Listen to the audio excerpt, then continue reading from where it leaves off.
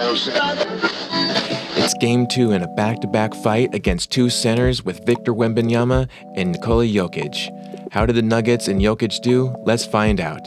You're watching CS 105.1, where I talk about sports and movies with good vibes. Let's get it.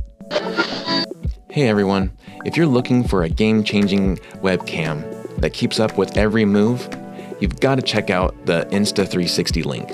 It's a 4K AI-powered webcam that auto-tracks so you're always in frame, even if you're moving around. Perfect for live streams, meetings, content creating, also podcasts. It adjusts to light, zooms in and out, and follows you naturally. This is hands-free, hassle-free, studio-quality production for anyone who wants professional visuals right from the desk. Insta360 Link is a total game changer. How's it going, everyone, and welcome. I'm CS Chandler, here for another take of Nuggets basketball. So tonight we had again, once more, the Spurs versus the Nuggets. This time they were in San Antonio, rematch, on Wemby's birthday. Once again, no Aaron Gordon, so the lineup was as usual: Nikola Jokić, Christian Brown, Michael Porter Jr., Jamal Murray, and Russell Westbrook. The Nuggets were in navy blue tonight. Spurs were rocking their white city jerseys, and the Nuggets won. Let's go Nuggets in overtime. Final score 122-111. Let's freaking go. Last night especially, a lot of Spurs fans talking, a lot of Jokić haters were chirping, saying that Wemby got the better of Jokić. I still disagree with that. Yes, he was more efficient, but he did not put up the numbers that Jokić put up. Jokić has put up consistently monster numbers like this, and he just shows that he is the better player overall. Will Wembanyama become a better player in the long run? That we have yet to see that, but I do think that he will be at least in the top 10 or so when he's done. But tonight, Jokić got his revenge. He was definitely 100% better than Wembanyama. The only area that he fell a little short of was rebounds. Definitely with a 7'5" player, you would expect him to be the overall rebound king, and he definitely was tonight. But that was where it kind of stopped. So Jokić, really took it to Wembanyama on his birthday and made him have a horrible birthday, and that's what I care most about, is making Wemby cry tonight, just for tonight, because normally I do actually enjoy Wembanyama, but man, he can get you to hate him a little bit now and then, which I'm sure non-Jokić fans feel the same way against Jokić, but I love Jokić, and go Team Jokić. So let's break down the game. I'm going to go over the game first, and then we'll get into stats, where I'll get into more of the specifics between Wembanyama and Jokić. But let's break down the game first, right? So the Nuggets opened with a strong defensive start, controlling the tip but struggled to capitalize offensively with early misses from Jokić and Brody. Wemby secured the rebound, only for Murray to steal it and score the game's first points, which started to make you think that maybe Murray was going to have a good game. Barnes, though, quickly answered with a three-pointer, followed by a Wemby floater and a foul, putting the Spurs ahead by 4 quickly. Despite Wemby checking out with 2 fouls later in the game, the Nuggets weren't taking advantage of the in-the-paint points at first. They bricked triples instead of exploiting that paint area. Which is very frustrating. Something about Wemby completely throws the Nuggets off. And it doesn't happen to every other team. There are other teams that have consistently bullied the Spurs, but for some reason the Nuggets, they see a 7'5" man and they just don't know what to do with him. But he goes out and they're not thinking clearly of okay, let's get to our normal play of in the paint easy buckets. So they bricked threes, and several great buckets from Jokić allowed the Nuggets to get up into the lead. Everyone else was kind of having a slow start, but the Spurs responded, closing the gap a little bit more. Nuggets actually took the first quarter 30-27, with Jokić posting 14 points already in the first. Again, this is very standard with Jokić, so I'm not surprised that he put up 14, but it is, when you compare it to other players in the league, that is an awesome stat to have. We get into the second quarter now. With Jokić resting on the bench, the Nuggets relied on DJ as the backup center, as usual lately, and I'm okay with that. I would much rather have him as the backup center as opposed to Sarge. So the quarter began with DJ blocking a Wemby shot and leading to a banked shot off the glass from Murray to extend the lead. Wemby quickly responded with a string of points, including a three-point play, tying the game, then putting the Spurs ahead and the first to 50. Malone is first to take a quick timeout and get Jokić back in earlier than usual, at the 7:30 mark to reestablish or stabilize rather the Nuggets. But the teams exchanged leads throughout the quarter. Like, it went back and forth with the Nuggets down by 2, then they're tied, then they're up by 2, then they're tied, then the Spurs are up by 2, and the Nuggets are down by 2, and then it just kept on going back and forth, from 7:30 in that quarter till the end, literally till the end. So the Nuggets offense seemed to be struggling to perform at the same level, I feel like, that it did in December. It has this entire time against the Spurs. They have just not been playing well against them. There's just something about that team that throws them off, similar to some other teams that throw the Nuggets off. The Timberwolves being one, The Spurs then take advantage of gaps in the Nuggets defense, allows the Spurs to edge ahead, winning the quarter 28-24 and leading 55-54 into the halftime. So then we get into the third quarter. Now, normally the third quarter has been the Nuggets' best quarter over the entire game. Not this game. This game, the Spurs definitely crushed the Nuggets. The Spurs opened the second half strong with consecutive threes from Barnes. He was killing us in the third quarter, pushing their lead to double digits. Jokić answered with a three, but struggled against Wemby a little bit in that first half of that quarter, who also continued to terrorize and disrupt the Nuggets' offense with blocks and turnovers. Michael Porter Jr. caught fire with a quick 10 points after a slow first half, and the Nuggets cut the lead to 7 through physical play. However, the Spurs kept control. Nuggets aren't able to have the dominant third quarter again, like I said, that they have been used to having. And CB fouls Champagnie at the 3-point line, which is then reviewed and deemed a flagrant foul, which was so stupid. Like that, if you go back and watch the play, like it doesn't.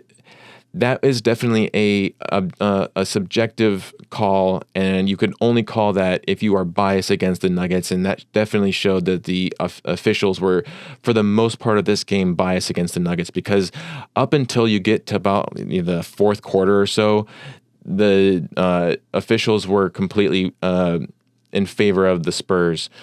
And so this one goes to the Spurs again. They get the flagrant, and so Champagnie goes up for 3 foul shots, and then the Spurs retain the ball. It was so stupid. 3-point plays and strong finishes help them build an 11-point lead. The Spurs dominated the third, winning the quarter 37-27, keeping the Nuggets off balance. It almost looked like we were going to lose this game. I almost was giving it up. I was like, okay, we are going to lose 2 straight games to the Spurs. This sucks. But then we're going to bounce back and we're going to get that win against the Celtics. But then the fourth quarter happened, and now the Jokić kicked it into high gear. So final quarter started off rough for the Nuggets at first without Jokić, as Wemby and the Spurs took control with a quick 5 points after a one-sided officiating game against the Nuggets. The Spurs finally get a call on them for out of bounds as Wemby checked out. Then the Nuggets clawed back in, cutting the lead down to 5. Murray stops playing Nuggets basketball at this point. I don't know why he stopped playing Nuggets basketball. And then he shifted to hero ball, which never works. He went in hero ball, started bricking shots, Meanwhile, Michael Porter Jr. this entire half was the man with the hot hand. And so the Nuggets aren't able to get him open, though. The defense is holding him down, and poor decisions, missed opportunities from Denver made the game way too close. Now Jokić and Brody both return with 6:30 left in the game, tightening the game up. Though, I have to say, for the most part, Jokić and Brody have had an amazing two-man combo lately. But there was one minute here where Brody was off his game because Brody biffed an easy bunny hop after getting an amazing dime from Jokić, who had drawn the defense away from the basket, dished the ball to Brody for an easy opened basket, and he misses the bunny hop. It was ridiculous. I'm sure it's going to be in Shaq's Shaq and the Fool. I promise. I would be surprised if it's not in that. And so then Wemby tries to make a push as he gets a 3-point play and gets the Spurs first to 100. The Nuggets quickly turn the ball over on an inbound pass, stepping over the line. This is where I felt like all was lost. You know, in movies, there's an all is lost moment, and you think, how can the heroes come back from this? But wait, MPJ sinks a 3 to get the Nuggets over 100. Jokić gets a double-double by an assist from Brody for a made 3. Swatson shows up to block a shot from Wemby. Let's freaking go. Gets the clutch block. Pure vindication. Then several plays by Jokić brought the Nuggets to tie the game at 108 with 14 seconds left of the game. And this, my friends, is where trauma set back in from, if you remember last season's last matchup with the Spurs, where there was like 7 seconds left and Murray was inbounding the ball and he couldn't inbound it, and it turned it over because he got the 6 count on inbounding. So once again, he was inbounding the ball and he couldn't inbound the ball. And luckily this time he thought to himself, hey, let's call a timeout and regroup. And that's what he did. He bails himself out, calls a timeout. They regroup. They come back at it. This time Murray is able to inbound the ball to Brody, who then kicks it over to Jokić for a Sombor shuffle. Over Wemby, misses the ball. We go into overtime, but Denver outscored the Spurs in the fourth, 27-16, and couldn't close in regulation, but let's at least take it into overtime. So now overtime goes, and this is, my friends, is where we really kicked ass. So the Nuggets controlled overtime from the start, despite the Spurs winning the tap and missing their first shot. Jokić led the charge on an offensive and defensive side, a sky hook and an and one to set the tone, followed by a critical steal and a putback over Wemby. Murray dished the ball to Jokić, who drives it through CP3 and Wemby for the bucket and to get the lead up to 8 with 42 seconds left on the clock. But then it was Michael Porter Jr. who delivered the final blow with a clutch three-pointer. Denver's defense locked down, holding the Spurs to just 3 points. The Nuggets sealed the game with a 14-3 overtime run, claiming a 122-111 victory behind Jokic's brilliance and key contributions from the team. Amazing win. Did not feel that way at first. This was definitely an overall kind of film watching it, because you had your inciting incident of, Wemby looking like he was going to be dominating the game. And then you had the halfway point of, okay, well, we're kind of tied. Where can it go from here? And then the defense, the decline in the hero, and the all is lost moment. And then you finally had the redemption and the claim to victory by the Nuggets. Great play, Jokić really definitely took it to Wemby, especially in that fourth. Like, Wemby definitely is not an OT kind of guy, and let's hope that it takes him a while to find that out, because as soon as he finds that out, he will be unstoppable. But for now, He still has a lot to learn. This game showed me that he does have a lot of faults, and the Nuggets just need to exploit that more, because we still are going to face them 2 more times. We still have 1 more game in Denver against them and 1 more game in San Antonio against them. And so if they can get their act together, we can still get 2 more wins out of this and still win the overall regular season series against them. Great win, and we'll get into stats right after this. Hey everyone, let's talk sound quality. Imagine having pro-level audio that's easy to set up, flexible, and sounds incredible. That's the Rode PodMic USB. It's got both USB and XLR connections, so whether you're recording solo at home or in a full studio setup, you're covered. And get this, the built-in DSP effects let you adjust the sound with 0 lag. You get that deep, smooth broadcast tone right out of the box. It's versatile, powerful, and basically makes your voice sound like pure gold. And we're back. All right, so let's get into stats here, shall we? So we got Christian Braun played 27 minutes tonight, 8 points, 2 rebounds, 3 assists, 1 steal, 1 block. He was 4 for 8 from field goals, 0 for 1 from 3-pointers.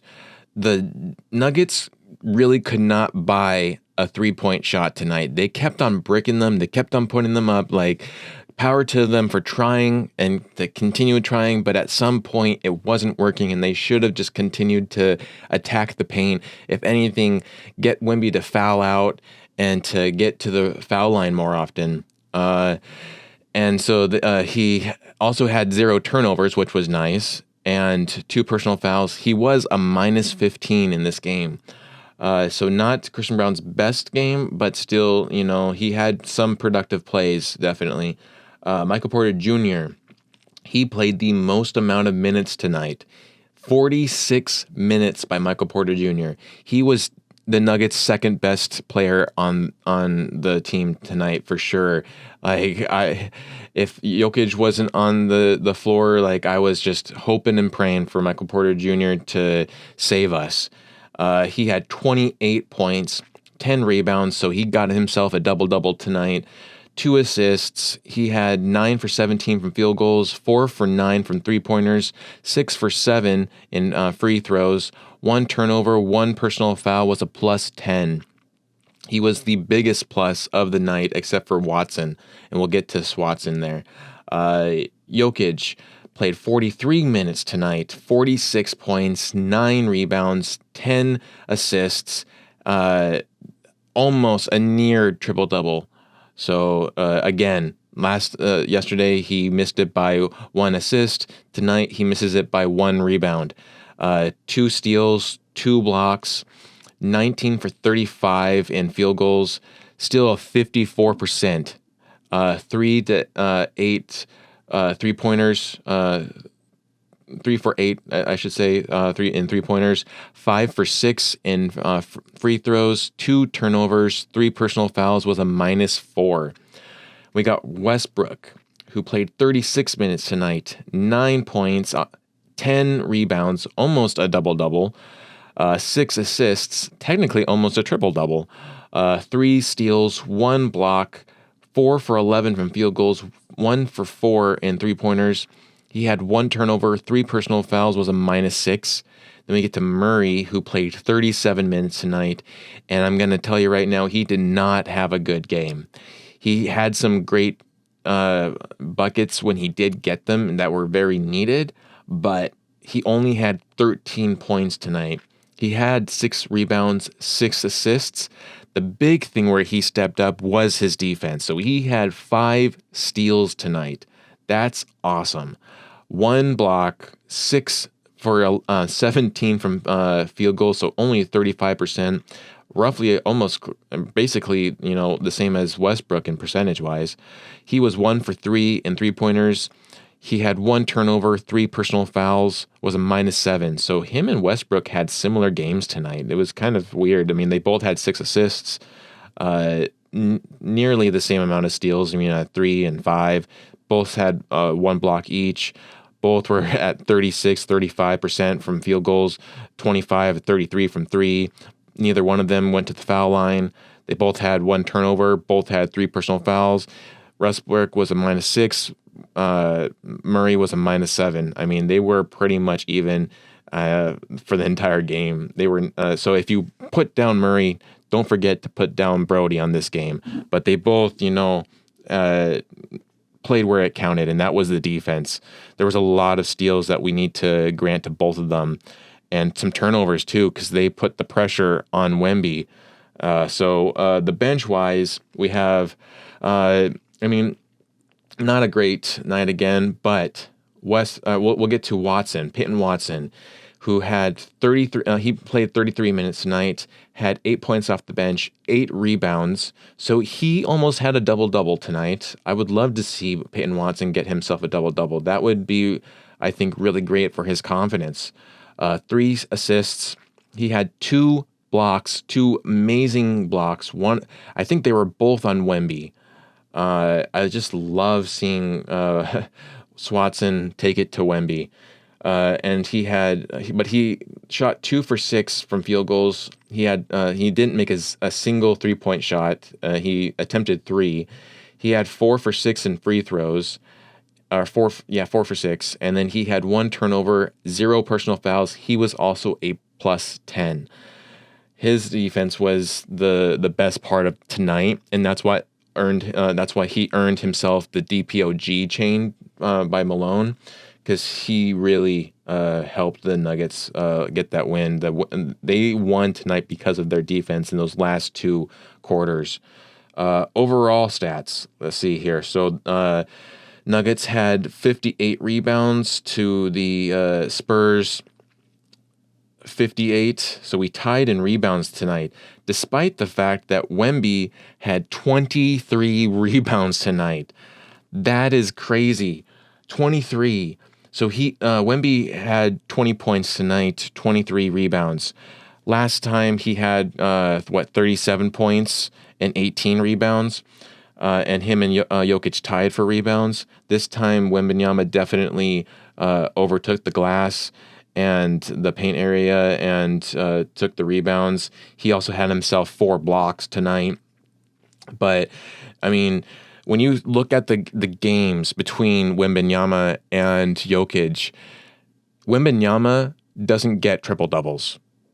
I mean, the closest thing that he probably could get a triple-double in is points, rebounds, and blocks.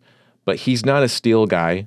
His arms are too long to really control the ball after batting them out. He can block them, but then he's not an assist guy. He's the guy that usually has the ball and puts the ball up, and then he'll occasionally pass the ball here and there, and then he'll block. So the Nuggets were able to hold him down to just 20 points. So even Michael Porter Jr. made more points tonight than Wembanyama did. Percentage-wise, Jokić, again, he was 54% from field goals. Wembanyama was 36. You had Jokić 37% from three-pointers. Wembanyama 16%. Wembanyama was 100% from free throws tonight, but he had 4 turnovers. Jokić was 83 from free throws, and he had 2 turnovers.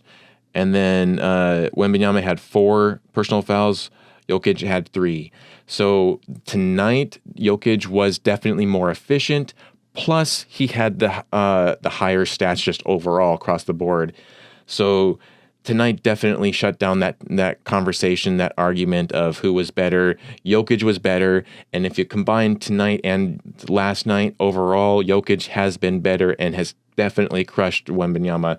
Don't even come at me with Wemby was good or he was efficient or whatever. Like, Jokić shut that conversation down tonight specifically, and made Wemby's birthday ruined, which I love. So let's continue here. So once again, never had 58 rebounds. They had 58. We had 32 assists. They had 28, which Chris Paul did the most amount of assists, which, I mean, I wouldn't expect anything more. He's usually the assist guy anyway. So 11 steals for Nuggets, 3 steals for the Spurs, 7 blocks, each. So we tied with blocks. Most of those blocks I know are coming from Wembanyama with 4. Then you had Barnes with a block, Chris Paul with a block, Johnson with a block. But then on our end, you had Christian Brown with a block. You had Jokić with 2 blocks. You had Westbrook with a block. You had Murray with a block. And then Peyton Watson with 2 blocks. So, I mean, ours was more spread out, whereas theirs is centered with 1, Wembanyama. We had 43% from field goals. They were 39. We were 30% from from 3 points. They were 27%. We were 78% from free throws. They were 88%. And then we had 7 turnovers. They had 12. So once again, we had less turnovers than they did, and it was still relatively a close game, and it still had to go into overtime. Like, I'm telling you, this game should have been shut down after the 4th. If they had just been able to get that shot off, then we wouldn't have even had overtime. But then, Jokić wouldn't have gotten the even better stats. So we had 17 personal fouls. They had 20. So Nuggets took it to them, and the Nuggets won. Let's go Nuggets. We're going to get into the big takeaways after this. As a cinematographer, photographer, and now a podcaster, I do believe lighting is everything. And if you're serious about creating dynamic content, you need to check out Nanlite. They're all about precision and control. Whether it's soft, natural lighting or vibrant colors, Nanlite gives you full flexibility to set the mood for any scene. From compact LEDs to powerful softboxes, Nanlite has light solutions that fit every setup. It's ideal for photographers, like myself, videographers, like myself, and creators who want to pro-grade quality right out on their fingertips. With Nanlite, you're lighting like a pro every time. And we're back. All right, so big takeaways for tonight. After a back-to-back battle of the bigs, the fight has been split. Wembanyama might have had a more efficient game last night, but Jokić had a much better, more dominant game tonight. At first, it looked like Wemby was going to have another better game after the first half, but then in the second half, Jokić came back with a vengeance to overall outplay Wemby, to prove that experience still has something over freakishly tall height and long arms, unrendered body, essentially. As the second year still needs to be seasoned with how to play in OT. And again, let's hope that he doesn't learn how to play in OT, but that is definitely an issue for him. I think that he was not prepared just for the long minutes right now, because that's one thing. Like, in the minutes that Wemby does play, he is very good in those small amount of minutes, because they're only playing him like roughly between 20, maybe maximum 30 minutes. And so he is very good in those small amount of minutes that he has on the court. But he's not getting long periods. Like, Jokić plays a good chunk of the game, almost close to 40 minutes typically a game. And so, like, to go that, then it becomes an endurance thing, and Jokić is definitely going to endurance you. And that's what he did, especially tonight. And the fourth quarter and the OT had the Nuggets playing much better defense, able to get an 11-point lead or win over an aggressive Spurs and the alien Wemby on Wemby's birthday. Like, let's go. Much better defense. If they could just play that for 4 quarters, we keep on coming back to this. If they could just play consistently for 4 quarters. I mean, at this point, I'm not really expecting them to ever play consistently for 4 quarters. I would just like them to play consistently for multiple games. Let's say 4 games, because we can string 3 wins easily. But to get that 4th win, that's where it's been a challenge. We haven't been able to do it since the beginning of the season. Even then, that was when everyone's trying to figure themselves out, and we kind of narrowly got a lot of those wins. So, yeah, that's where the big thing is. Like, it would be great for them to consistently play good defense and offense 4 quarters every single game. I don't see that happening. And so I would rather challenge them to just be able to win consecutive games for four, at least just string four wins together. The two bigs have now faced off 6 times. And that's Wembanyama and Jokić I'm talking about. And the Nuggets have won 4 out of those 6, with Jokić wiping the floor with Wemby each time. If you go back to last season, Wemby had maybe one good game, and that was that last game where he went for 17 points in like 5 minutes to get the Spurs to tie the game or whatever at the end there. But ever since then, or before then, I should say, Jokić 100% has played much better and has wiped the floor. And that's just more of the experience that Jokić brings to the game. He's been in the league a lot longer than Wemby has. And I know Wemby's a very educated and very smart guy, so he is definitely going to learn from this loss tonight. And he's only going to get better, which is kind of scary for the rest of the league, because he's already a cheat code, especially when he just stands there in the paint and then flies up his arms and blocks a shot easily. But Wemby really has only one dominant game against the Nuggets, and even then it was a close game. So I'm not sold that Wemby is a better player overall than Jokić. And I know a lot of Wemby fans are thinking that he should be the MVP, and you're definitely in the minorities in this, because Jokić is 100% a better overall player. Because Wemby doesn't make the team overall better. I mean, if anything, CP3 has made the Spurs better, not Wemby. Wemby plays hero ball. He does not play team ball, because he's the one that's scoring the high points and he's getting the rebounds. He's not assisting anyone. That's where you got CP3 for. He's the one assisting. So I don't think that Wemby makes his team better as much, and he's not as valuable as Jokić is for the Nuggets. So I'm going to shut that conversation down right now. And then I don't see this lasting forever, though. I do see Wemby dominating much of the league in the years to come. And I'll be very surprised, to be honest. I'll be very surprised if the Spurs aren't a Western Conference contender in the next 3 years. And it is clear that CP3 has had a huge effect on that squad and has them playing more efficiently and more as a unit, something that they did not have last season. So this last 2 games against the Spurs have really, been an eye-opener for how the Spurs are really playing. Because, when you're only watching your team and you don't really pay attention to a lot of the other games, maybe you watch them once in a while or whatever, you're not really getting as much information on that team as you are your team playing certain teams, other teams and everything, So, I haven't really paid as much attention on the Spurs because I've been focused on the Knicks and Nuggets. Occasionally I'll watch some other games, but I'm not really interested in some of the other teams, and so I don't really care to watch as many of them. I am very interested in Wemby.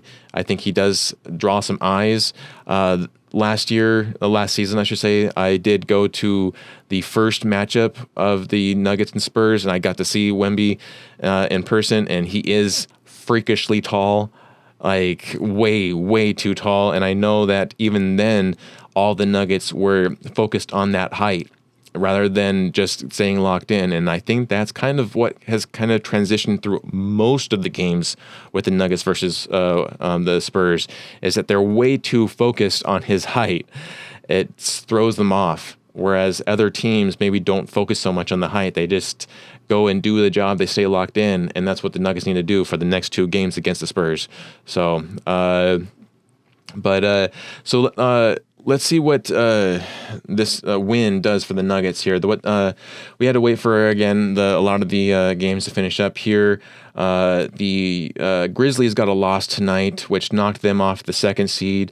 They're battling the 2nd seed with the Houston Rockets back and forth, and so right now Houston is in 2nd, and then Memphis is in 3rd seed. And now with this win, we're tied with the Lakers, and since we beat the Lakers, we have the edge over them, and so we're now in the 4th seed, right behind Memphis. We're 2 games behind them. Easily could pop up to 2nd seed, but then we can easily drop down to the 8th seed if we lose more games right now. It's so crazy how easily everything can go.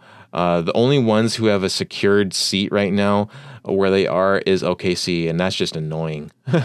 But and then you got the Lakers are now 5th seed. We would have a more commanding lead over them if we had gotten a win last night as well, but hopefully we can get that win on Tuesday against the Celtics. So the Mavericks have 4 losses. They're sitting on the 6th seed. Lakers they just got a win, so they are on the 7th seed, tied with the Mavericks. And then the Warriors were the ones that knocked down the Grizzlies tonight, so they went up to the 8th seed. So, but then you have Sacramento, who got a big win. Was it tonight or yesterday? Yeah, that was yesterday. They got a win against the Grizzlies, so they also beat the Grizzlies yesterday. They upset them, and so they're in the 11th seed. You got Phoenix sitting in the 12th seed. It might come to the Phoenix, taking on Jimmy Butler. I know there's a lot of things brewing in Miami right now. A lot of hurt feelings brewing there, and the Heat took another loss tonight. I believe it was tonight, right? Yes, they got.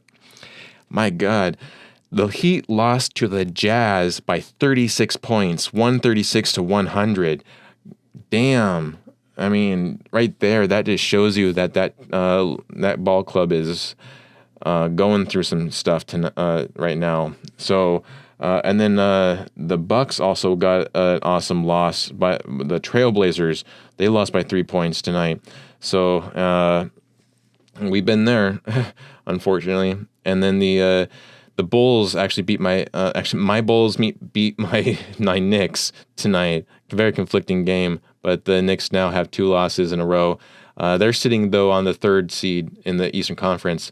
Overall in the league, the Nuggets are sitting on the 7th seed overall, right behind again Memphis and then Houston, and then the Knicks are 4th seed, followed by the Celtics on the 3rd seed, and the Celtics are 4.5 games behind Cleveland right now. Cleveland. Like, the Cavs are just dominating. And I think I was thinking about this when it comes to the playoffs and the finals.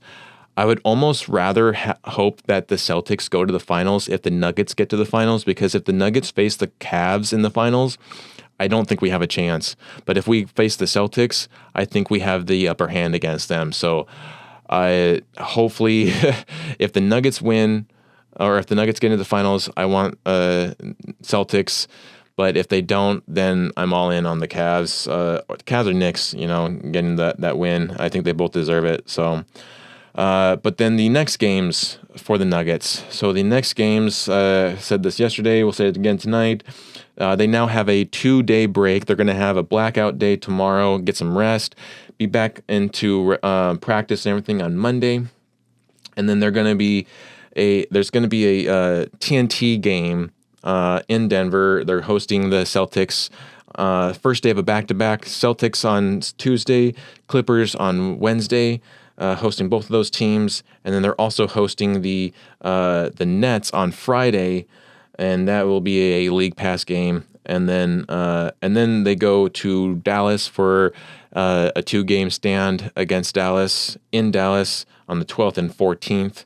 So it's not going to be easy. Definitely not going to be easy. We're going to see a lot of frustrating basketball from the Nuggets in this next week. So just buckle in and, drink whatever it is that you need to drink to calm yourself down and to just kind of chill. And I'm going to need to remind myself to do the same thing, because this is not going to be an easy week for Nuggets Nation at all. But it could easily also be surprisingly an amazing week. So I'm leaning more towards, splitting that. And hopefully we can at least get the win against the Celtics and Clippers, get those back-to-back wins there. And then let's sweep the Nets. We've got to sweep the Nets. And then let's get at least one win against the Mavericks, just one win at least. So they don't win that regular season series. So But that's pretty much all I got for this episode. I hope you enjoyed it. If you did, please give it a like and subscribe, share it out to your friends and family. And you've been watching CS 105.1, where I talk about sports and movies with good vibes. We'll catch you on Tuesday.